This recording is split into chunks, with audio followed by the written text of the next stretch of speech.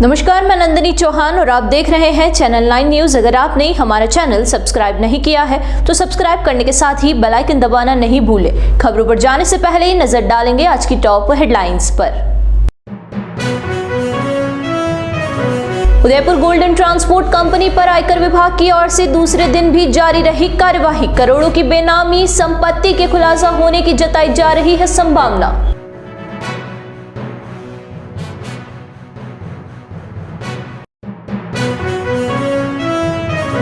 उदयपुर शहर के समीप ग्राम पंचायत सिसारमा में तेंदुए ने गाय के बछड़े पर किया हमला। शरीर के आधे हिस्से को खाया। ग्रामीणों ने पिंजरा लगाने की उठाई मांग।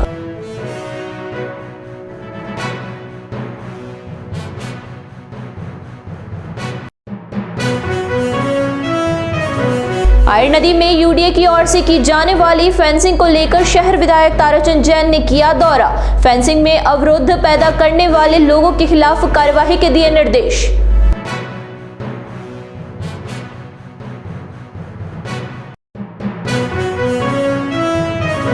अब खबरें विस्तार से।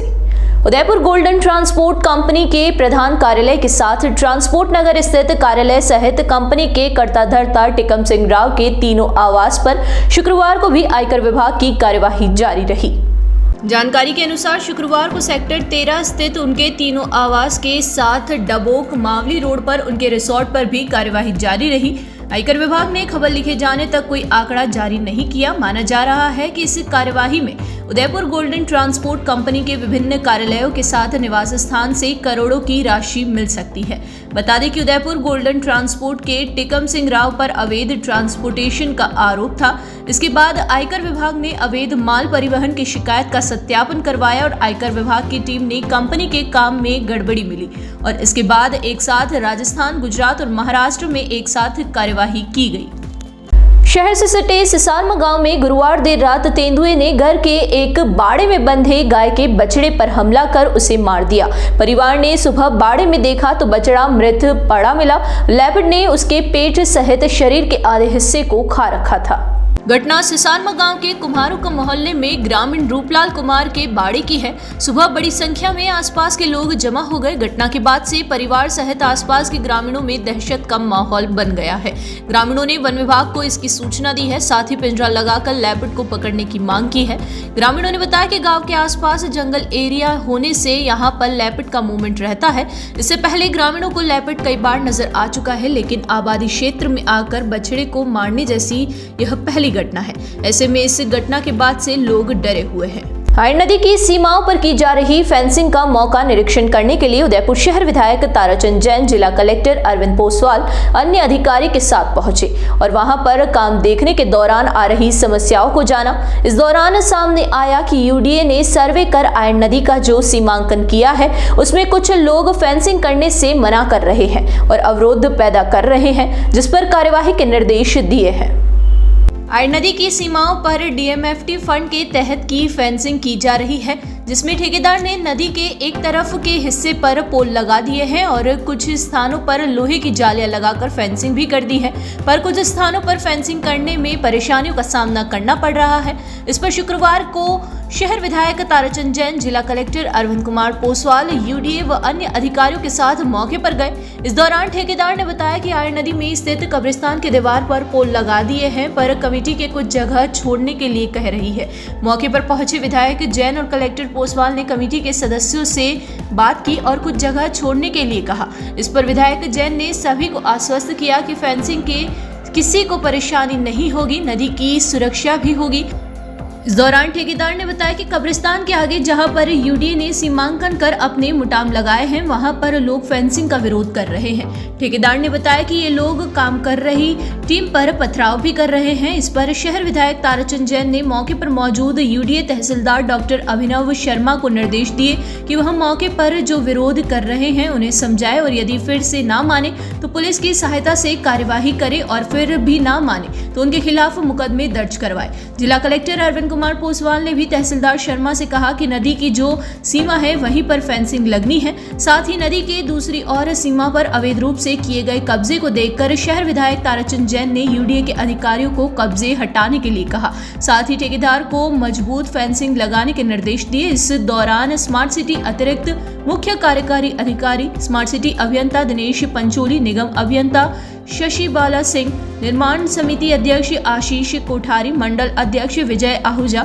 नानालाल वाया सहित कई लोग उपस्थित थे। शहर के अंदर जाहिर नदी का पीछे काफ़ी लंबे समय से काम चल रहा था और पीछे इसके लिए 3 करोड़ रुपए सरकार द्वारा स्वीकृत करके वायर फेंसिंग का काम चल रहा था। मौके पर नगर निगम के अधिकारी, जिलाधीश महोदय, स्मार्ट सिटी के सारे अधिकारियों की मौजूदगी में सारे काम को देखा था। 1-2 जगह डिस्प्यूट था तो उनसे सहमति बनाकर और उस काम को आगे बढ़ा दिया और काम अभी जो आवश्यक थे अधिकारियों को बता दिया उनको और काम ठीक से चल रहा। और इसी तरह से दुर्गा नर्सरी चौराहा जो टीआरआई ने ज़मीन दी थी वहाँ पर भी मंदिर को शिफ्ट करने का, इधर एक दुकान खड़ी हुई है उसको भी कैसे शिफ्ट किया जाए, लाइटों के खंभे हैं उसको कैसे ठीक करके इसको सुव्यवस्थित चौराहा का रूप ले वो देखा गया है। ऐसा है कि देखो वो पत्थरबाजी है तो उनके डॉक्यूमेंट चेक कर लेंगे और डॉक्यूमेंट चेक करने के बाद समझाइश का पहले प्रयास करेंगे और समझाइश के बाद नहीं माने तो जो नियमानुसार कार्रवाई होगी वो की जाएगी। जिला विधिक सेवा प्राधिकरण की ओर से 25 नवंबर को जारी किए गए आदेश के विरोध में उदयपुर बार एसोसिएशन के सभी अधिवक्ता शनिवार को न्यायिक कार्यों का बहिष्कार करते हुए आदेश में बदलाव की मांग करेंगे। उदयपुर बार एसोसिएशन के अध्यक्ष भरत जोशी ने बताया कि जिला विधिक सेवा प्राधिकरण की ओर से जिले के समस्त थानों द्वारा गिरफ्तारी पूर्व एवं गिरफ्तारी पश्चात बेल रिमांड के दौरान निःशुल्क विधिक सहायता के संबंध में जो पत्र जारी किया गया है, साथ ही कार्यपालक मजिस्ट्रेट के न्यायालय में गिरफ्तार कर पेश किए जा रहे अभियुक्तों के संबंध में निःशुल्क विधिक सहायता के संबंध में पत्र जारी कर समस्त थानों में चस्पा करवाए हैं, उसके विरोध में यह हड़ताल की जा रही है। उन्होंने बताया कि यह आदेश अधिवक्ता हितों एवं विधि व्यवसाय के विपरीत है। इस संबंध में शनिवार को एक दिवसीय सांकेतिक रूप से कार्य बहिष्कार का निर्णय लिया गया है। साथ ही यह निर्णय भी लिया गया है कि जब तक अधिवक्ता हित में समुचित निर्णय नहीं लिया जाता है तब तक उदयपुर बार एसोसिएशन के अधिवक्ताओं द्वारा राष्ट्रीय एवं राज्य लोक अदालत का बहिष्कार किया जाएगा और लोक अदालत के इस संबंध में अधिवक्ताओं द्वारा न तो उपस्थिति दी जाएगी और न ही किसी प्रकार का सहयोग प्रदान किया जाएगा। यहाँ रुकेंगे एक छोटे से ब्रेक के लिए। ब्रेक के बाद फिर हाजिर होंगे कुछ खबरों के साथ।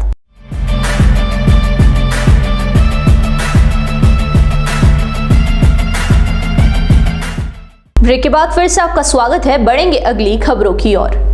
प्रदेश की भजनलाल सरकार का 15 दिसंबर को 1 साल पूरा होने जा रहा है। इस अवसर पर जिला व राज्य स्तर पर 12 से 15 दिसंबर तक विभिन्न कार्यक्रम आयोजित किए जाएंगे। भोपालपुरा ग्राउंड में 30 नवंबर से 9 दिसंबर तक ऐतिहासिक रामलीला महोत्सव का आयोजन होगा। 30 नवंबर को भगवान श्री राम के जन्म की लीलाओं का मंचन के साथ रामलीला का शुभारंभ होगा।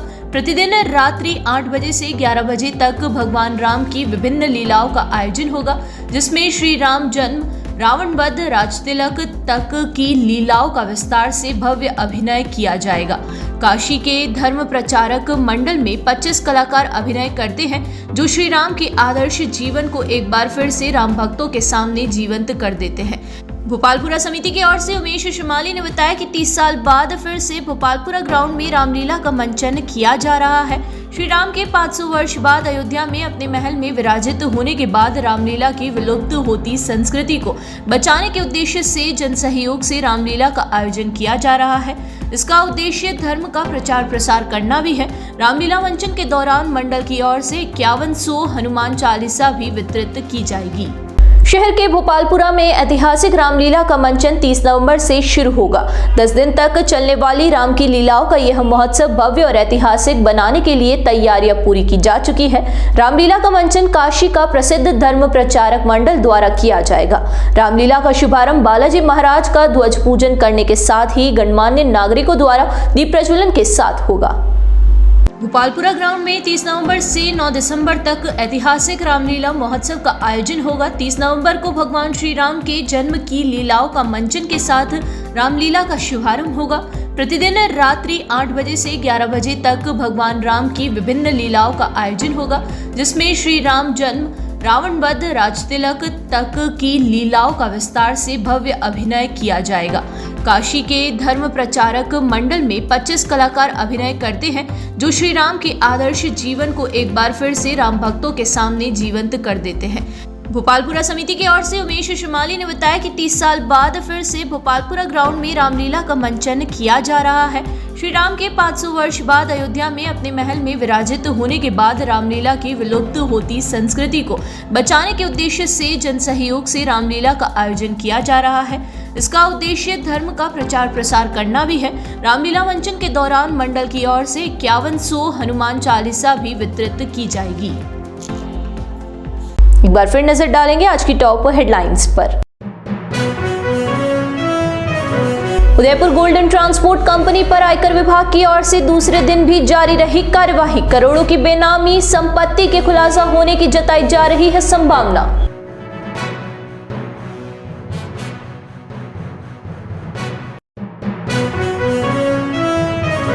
उदयपुर शहर के समीप ग्राम पंचायत सिसारमा में तेंदुए ने गाय के बछड़े पर किया हमला। शरीर के आधे हिस्से को खाया। ग्रामीणों ने पिंजरा लगाने की उठाई मांग।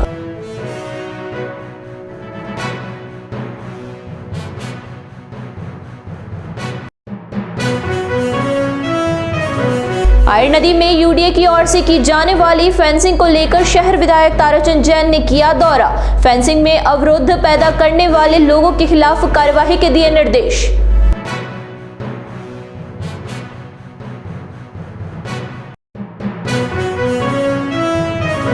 तो दीजिए इजाजत और बने रहिए चैनल 9 न्यूज के साथ। नमस्कार।